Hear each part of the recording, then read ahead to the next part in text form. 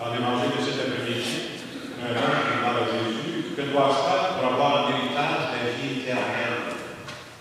Vous savez, si on traduisait ça dans nos mots, c'est comme s'il demandait à Jésus, qu'est-ce que je dois faire pour être profondément heureux? Parce que nous autres, on pense toujours que la vie éternelle, c'est après ma mort, mais la vie éternelle, c'est commencé, cette histoire. Et Jésus va parler avec cet homme-là. Et en parlant de cet homme-là, Jésus va se rendre compte que cet homme-là, c'est quelqu'un qui est vraiment une très belle vie. On dit même que Jésus va être impressionné en parlant avec cet homme-là. Et comme il va aller plus loin, Jésus lui propose un pas de plus. Il va lui dire, ben, vends tout ce que tu as, donne ça aux pauvres, puis tu vas avoir un beau trésor dans le ciel. On nous dit que l'homme va partir tout triste parce qu'il y avait beaucoup de vie. Vous savez, quand on en a un passage de l'Évangile comme ça, c'est toujours, il faut le remettre dans le contexte. C'est-à-dire, pour la plupart d'entre nous, pour la grande majorité d'entre nous, à moins que vous vouliez rentrer au monastère comme un matin, il ne nous a pas demandé de dire, je vais aller vendre ma maison, je vais vendre tout ce que je possède, puis je vais me mettre dans la misère, puis je vais mettre ma famille dans la misère. Quelqu'un qui fait ça, c'est pas sage.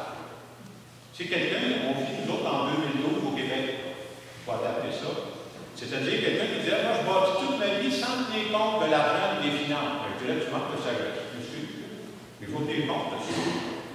Le message que Jésus veut passer à cet homme-là, c'est le suivant. Et ça, c'est quelque chose qu'on peut développer dans les différentes étapes de la vie. Il dit, plus tu avances dans la vie, arrange-toi donc pour moins t'attacher au matériel et t'attacher plus aux personnes. Et si tu vas dans cette direction-là, tu vas devenir un homme de plus en plus heureux.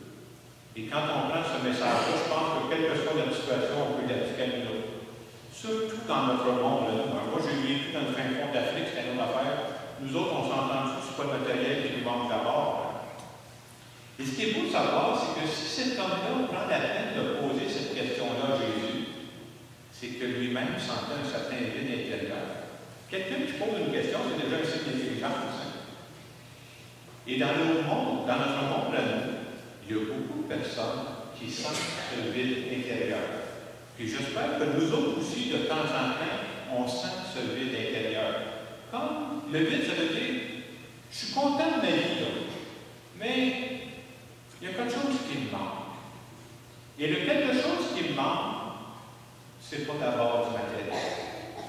Ce qui me manque habituellement, c'est de vivre des relations vraies avec les autres. Ce qui me manque, c'est de trouver ma façon à moi, parce que je me suis laissé une trace pour aider les gens de mon entourage. Ce qui me manque, c'est de trouver une façon, parce que moi, je veux participer à ce monde-là pour le rendre meilleur. Ce qui me manque souvent, c'est de dire, j'espère que je ne vis pas pour rien. Je ne suis pas juste en train de brasser de l'air. Ce qui me manque souvent, c'est de dire, je veux être quelqu'un pour quelqu'un. Et ce qui nous manque assez souvent, même si on n'arrive pas à avoir des mots pour le dire, c'est de croire que Dieu a choisi d'avoir besoin de la petite personne au Québec en 2012. Et quand j'ai ça, ça me fait avancer un peu plus loin. Donc, vous voyez ce que Jésus parle avec ce jeune homme. On pourrait dire qu'on a, c'est un développement dans la vie. J'espère que plus je vais avancer dans la vie, c'est vrai pour moi, c'est vrai pour toute personne, j'espère que je vais mettre moins d'importance sur le matériel et plus d'importance sur les personnes. Mais ce n'est pas gagné d'avance. C'est toujours à se refaire. On me contait l'histoire, je ne sais même pas si c'est vrai, je suis d'accord pour montrer que souvent le matériel prend le dessus des personnes. On me contait l'histoire d'un homme et d'une femme, les deux sont dans 50 ans. Alors, je connais ça, cinquantaine, c'est pas drôle. Alors, dans 50 ans, on sait que l'homme et la femme étaient devenus veufs et veuves déjà quelques années. Puis ils se sont rencontrés, tout ça allait bien. On commençait à faire des petites sorties ensemble, tout allait bien. Vous savez, dans 50 ans, quand le feu pogne, c'est pas drôle, ça, cette affaire-là, ça pogne la plombe. Il y a un dicton qui dit ce sont des vieilles grandes qui brûlent le plus vite. Faites attention à ça. Alors, toujours le dit, ils avaient commencé à sortir ensemble, puis ça allait bien, c'était plaisant. À un moment donné, la femme demande à son compagnon, on reste tout juste amis, ou ben non, on pourrait penser à investir un peu plus pour l'avenir, tout ça, à faire quelque chose de sérieux. Fait que le gars, il a regardé, et il dit, moi, des bons placements en caisse? Déjà, dans sa question, on voyait que pour lui, ce qui était plus important, c'était le matériel plus que la personne qui était devant lui. Je vous dis ça, c'est un peu taillage. Mais dans la vie, il faut faire attention, ça ne peut pas être comme le jeune homme riche. Est-ce que pour moi, les personnes sont plus importantes que le matériel? Et ça existe avec du monde qui dit, ils choisissent d'investir dans les personnes. Je vous donne un exemple. Je n'aimerais pas personne, mais c'est quelqu'un de notre région ici. Quelqu'un qui a choisi d'investir dans les personnes. Il travaille dans un organisme qui s'appelle le Comptoir L'Ami. Je ne sais pas si tu connais ça ici, Comptoir L'Ami. C'est un comptoir qu'on a ici à Saint-Hyacinthe pour fournir de la nourriture à des personnes plus pauvres. Les gens vont là, ils donnent à peu près 5$, puis ils donnent la nourriture pour la semaine. Alors, ce monsieur-là, il me disait, lui, il a pris sa retraite de 3 ans. Il dit, la vie était bonne pour moi. J'avais de bonne job. J'ai pu prendre ma retraite pas trop tard, puis j'ai chanté le fort. Quand j'ai pris ma retraite, je donnais mon nom pour être invité au comptoir L'Ami. Et c'est bon parce que quand tu es dans ces endroits-là, tu vois des choses que tu ne vois pas quand tu te promènes juste sur le trottoir. On s'imagine que nous autres, la pauvreté, c'est où? C'est en Afrique, hein? Oui, la pauvreté en Afrique. On s'entend-tu qu'il y en a pas chez nous, mais bien caché, pour ne pas nous déranger. Et dis-moi, quand je travaille là, et j'en vois passer du monde, vous savez les gens que j'aide? Moi, j'aide des gens qui viennent de par le job. Personne, ça. J'aide des gens qui ont des problèmes physiques. J'aide des gens qui ont des problèmes mentaux. Ils sont malheureux. Ces gens-là, il faut qu'ils se débrouillent. Il dit, en plus, en les aidant, il dit, je ne suis pas tout seul, on a l'impression qu'on leur donne de l'espoir. En plus, cette personne-là est croyante, elle dit, vous savez, les gens que j'aide, moi là, c'est nos frères et nos sœurs, ça là. Il y a un évangile qui dit, j'avais faim et vous m'avez donné à manger.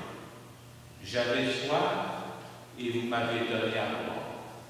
Je trouve ça beau parce que je me dis, quand elle arrive à la retraite, elle peut dire que je m'achète une grosse chaise passante, puis je me passe. Il a dit non, j'ai été gâté par la vie, puis je vais essayer de redonner à la vie. Moi, j'appelle ça investir dans les personnes.